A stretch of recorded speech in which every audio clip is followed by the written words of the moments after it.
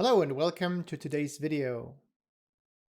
In the last few videos, we've discussed vector spaces in detail, and we have also established the idea that the solution space of a system of linear equations is a vector space, or more precisely a linear subspace of R to the n, as long as that system is homogeneous. So the right-hand side is the zero vector.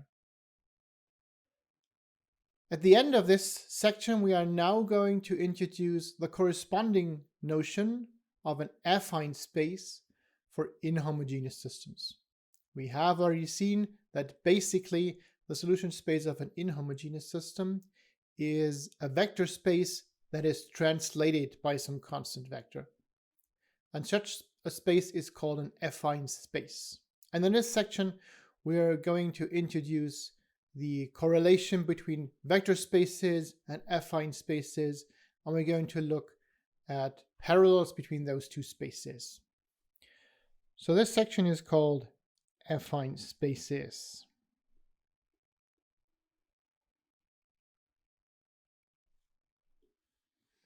Let's start with the definition.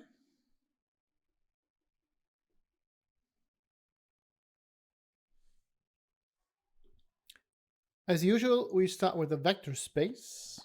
So let V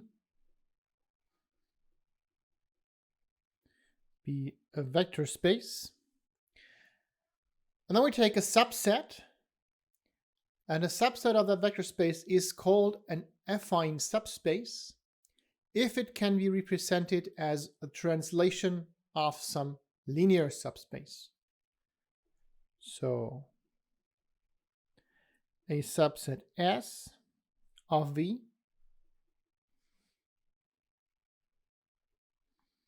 is called affine subspace of V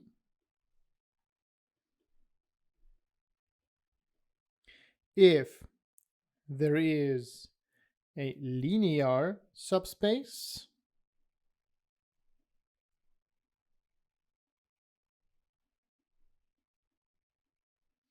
we call it U of V, and also a vector small s that is in that set capital S, such that capital S is S plus U. And what we mean by that set, to make that more precise, is we mean all vectors of the form S plus U, where U is in capital U. So we translate each single vector of that linear subspace U by the constant vector S, and then we arrive at our subset capital S. That is an affine subspace. A few conventions to make notation easier in the future.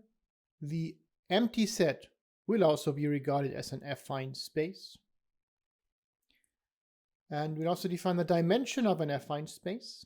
The dimension of an affine space is simply defined as the dimension of the corresponding linear subspace.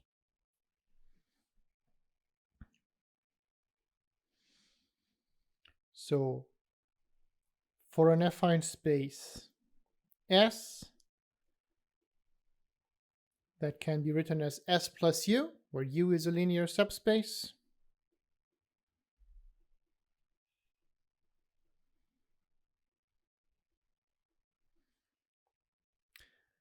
we define the dimension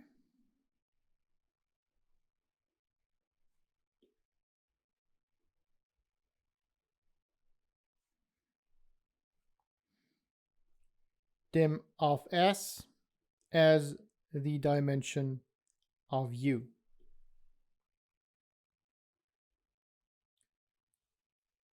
And then by convention, the empty set is regarded an affine space as well. The dimension of the empty set, again by convention, is set to -1. That's because the dimension of a single point, so each single point is an affine space because it's a translation of the zero subspace, a subspace consisting only of the zero vector. That subspace has dimension 0. So an affine space that consists of just a single point will have dimension 0. And of course, the dimension of the empty set should be less than that. So that's why, by definition, it's -1.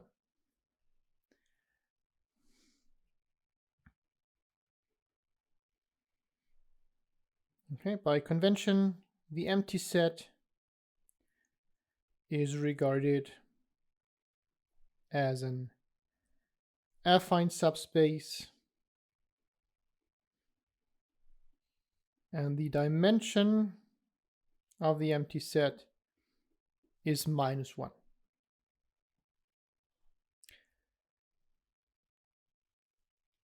Finally, some terminology.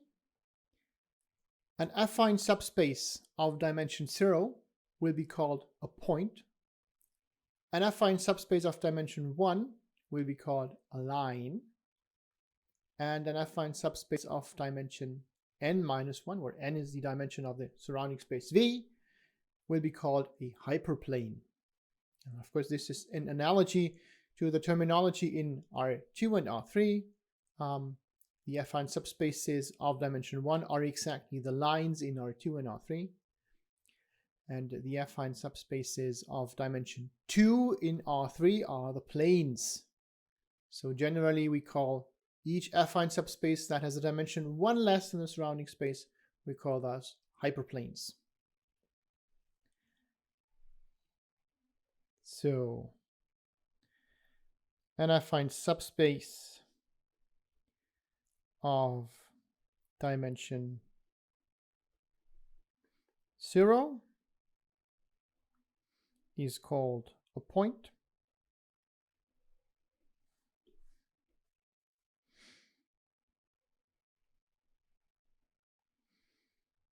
An affine subspace of dimension 1 is called a line.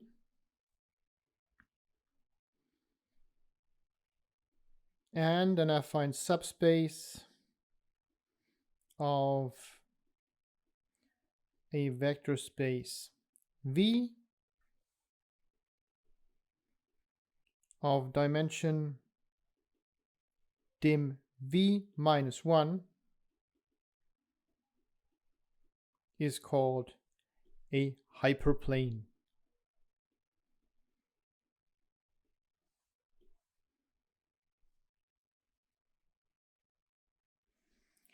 So again, basically the essence of that definition is an affine subspace is a linear subspace plus a translation, and it inherits most of the properties of the linear subspace.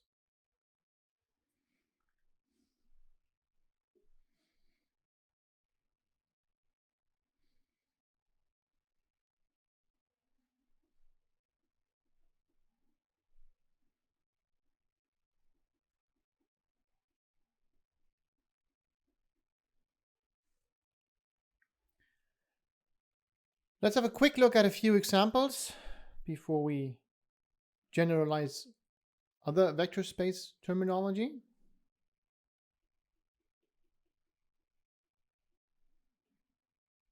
We just look at the affine subspaces of R2.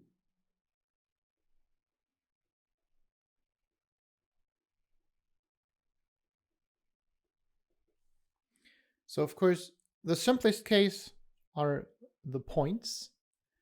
There's only one linear subspace of R2 of dimension 0, and that is the trivial subspace that only contains the 0 vector.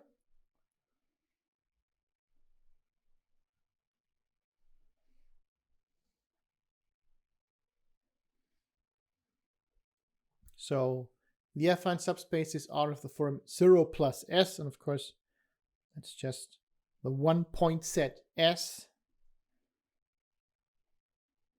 for all S in R2. Let's have a quick sketch here.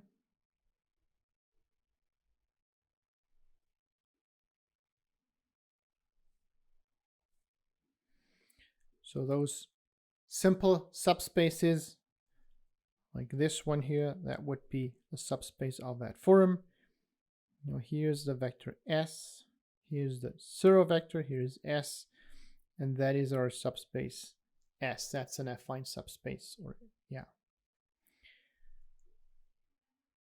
For dimension 2, of course, things are also fairly easy.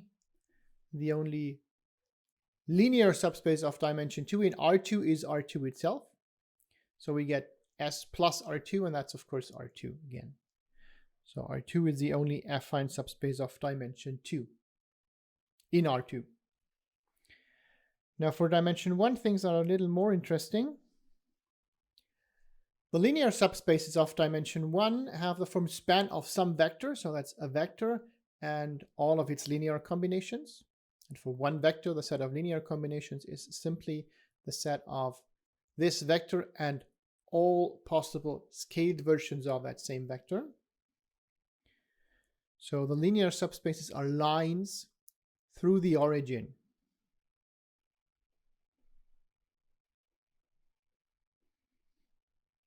Linear subspaces of dimension 1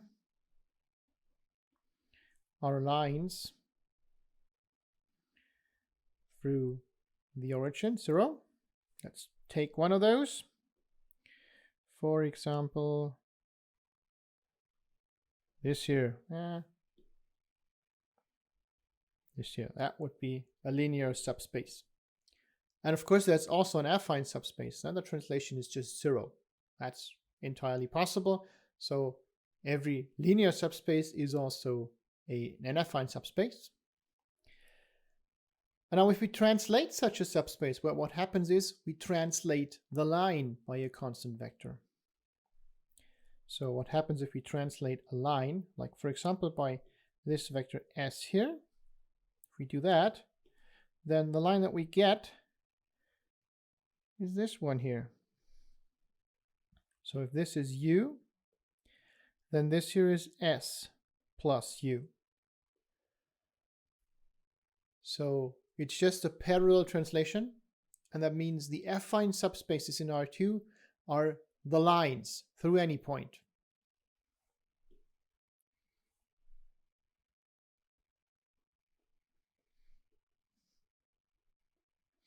So the affine subspaces of dimension 1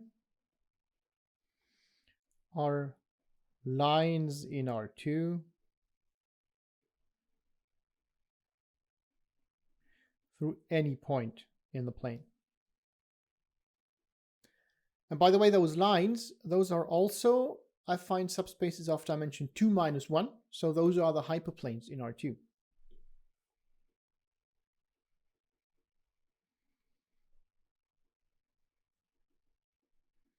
So in R2, lines and hyperplanes coincide.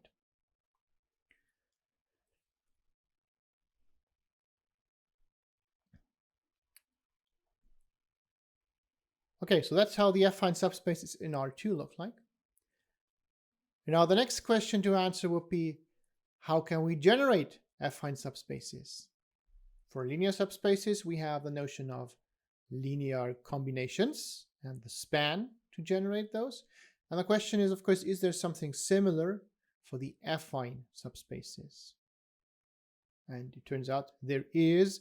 We just have to look at the interplay, or at how we translate linear combinations to this affine case here. Let's have a quick look at how to do this.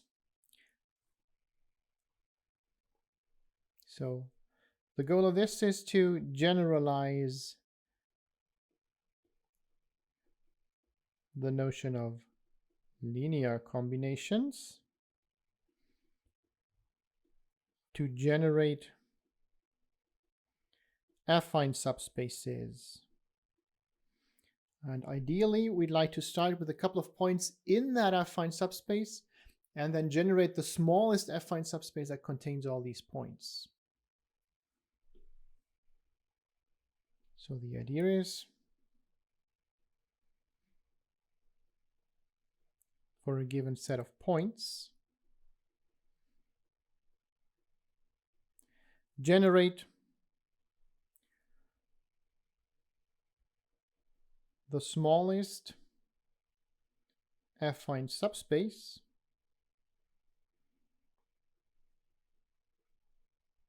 that contains all of these points. And that is called, this subspace is called the Affine Hull. We'll define this more precisely in just a few minutes. Okay, how would that look like? Now, let's see. Let's say we have a few points in an affine subspace. So assume we have an affine subspace S of the form S plus U.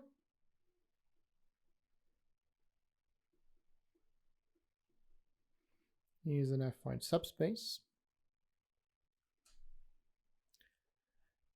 And let's say we have a few points in that subspace. Let's call those V1 to Vk. Those are in S. How can we generate a point that contains all these V1 to Vk and is again contained in S? Can we generate each point in S by a certain set of points in that S? How would we go about that? Well, of course, the first thing that we can do is we can go back to our linear subspace. We know there are U1 to UK such that V1 is S plus U1 and so on up to Vk is S plus UK.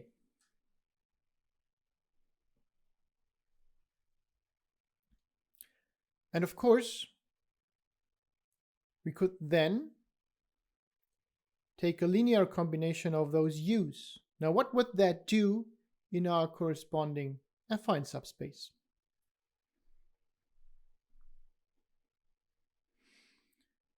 Let's take some arbitrary lambdas, lambda 1 to lambda k, and consider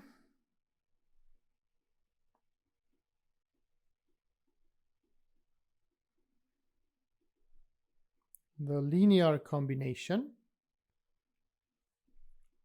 lambda 1 u1 plus and so on plus lambda k uk.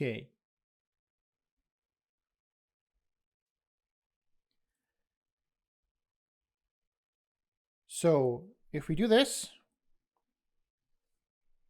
this is of course a point that is in U.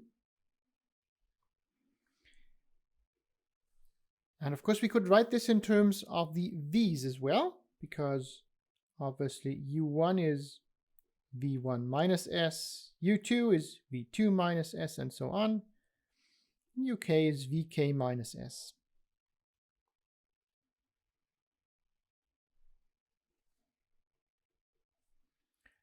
So this point here, we consider here is lambda 1 U1 plus and so on, plus lambda k UK. That could also be written of the form lambda 1 V1 minus S plus and so on up to lambda k VK minus S. So in terms of the V's, in terms of the affine subspace itself, what we will get is a combination of that form, lambda 1 V1 plus and so on, plus lambda k VK, plus, and then we'd have S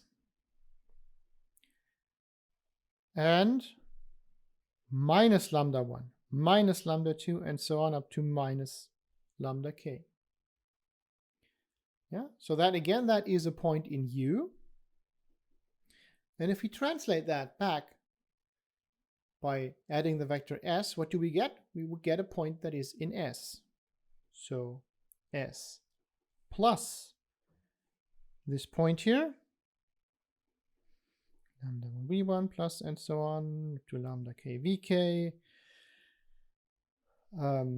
plus S minus lambda 1 and so on minus lambda k. That would be in S.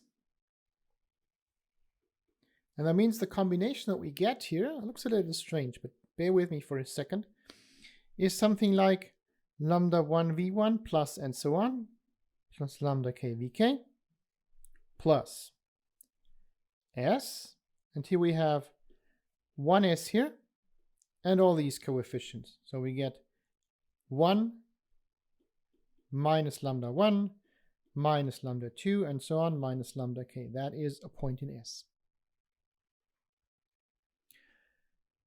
And that means, given those points v1 to vk in S, we can combine a new point in S in this way. If we can make sure that this set here sums up to 0. Yeah, then we don't have to deal with this plus S thing anymore. So what that means is lambda 1 v1 plus and so on plus lambda k vk will be in S if the sum over the lambda I is 1. And that motivates the definition of a so-called affine combination. So this gives us a way to combine points that are actually in the affine space without going back to the underlying linear subspace. And it looks the same as a linear combination. The only thing we have to make sure is that the lambdas sum up to 1. And then we can be sure that this is actually contained in S and not outside of S somewhere. So let's formally define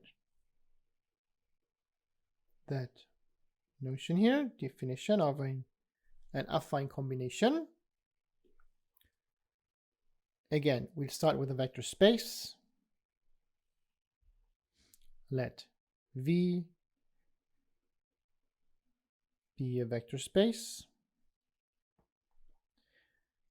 Let V1 to Vk be points in V,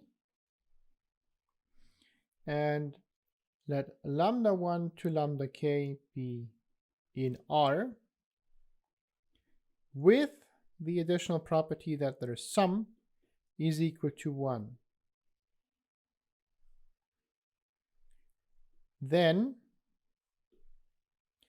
this combination of the lambda I vi, I from 1 to k, this is called an affine combination.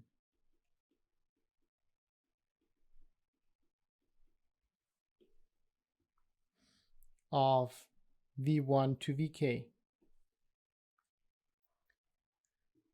And the set of all finite affine combinations of elements in a given set, this will give us the affine hull, similar to the linear hull or the span.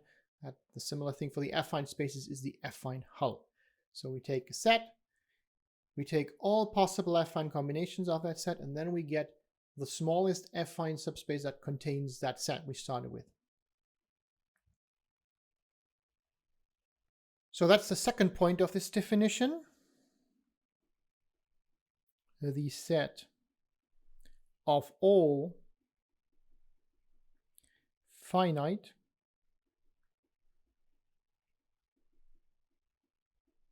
affine combinations of elements of a set, let's call this M subset of V, is called the affine hull of M.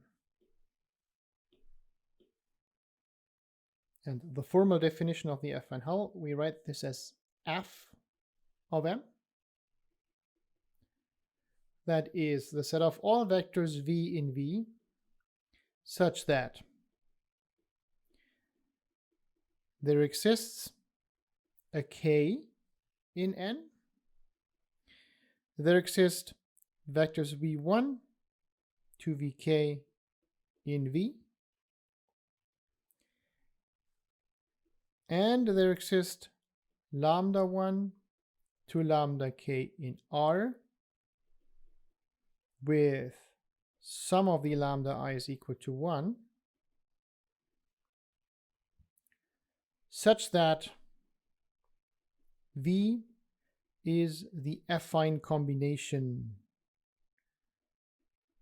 with these lambdas and these V's. Oh, sorry, it's not N, it's K here.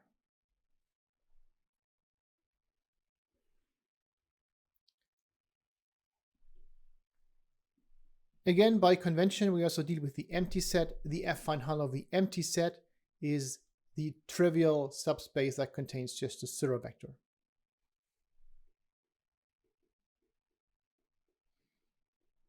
So by convention, we'll define the affine hull of the empty set to be the set that contains just the zero vector, in analogy to the definition for linear subspaces. Okay, let's see a quick example.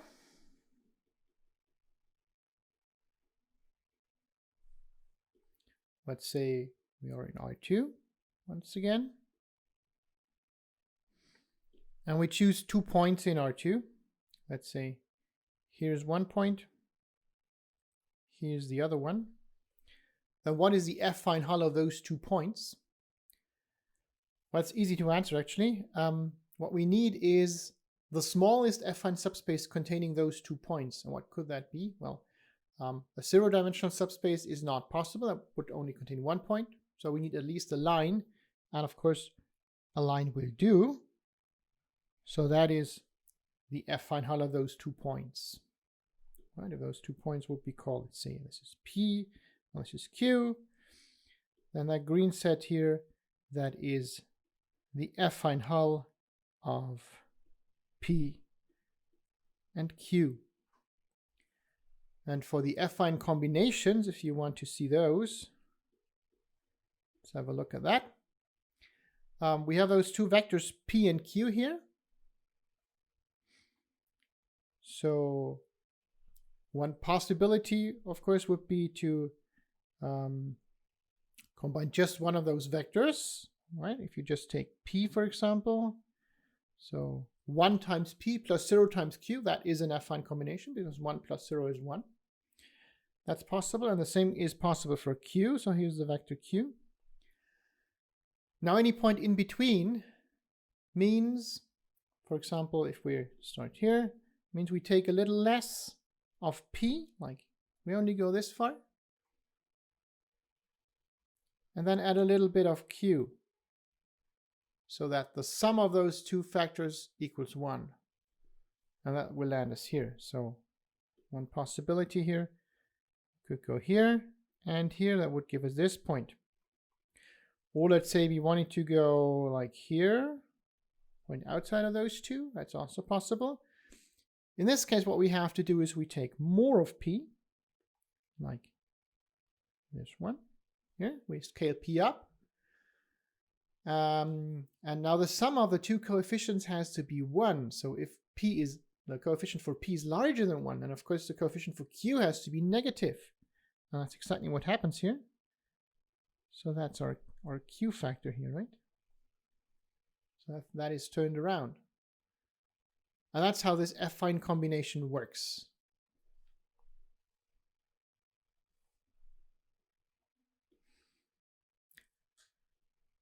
Now, to close this section, one more thing. The general theorem about solution spaces of systems of linear equations. We are now ready to characterize all possible cases here in one simple theorem. So let AB be a system of linear equations in n variables Then, of course, if the system is feasible, we can't say, well, we can say a lot. If it's not feasible, then it's just the empty set. That's also easy. So the interesting case is if AB is feasible. And remember, that's always the case if the system is homogeneous. Then the solution space is an affine subspace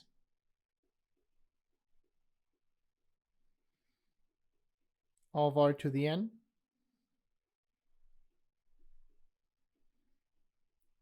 of dimension n minus the rank of this left-hand tableau A. So that also includes our result for homogeneous systems, of course, because every linear subspace is also an affine subspace. Let's just add this as the last remark.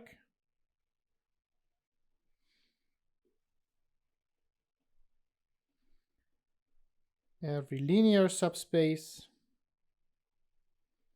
is also an affine subspace. We just set the translation to 0.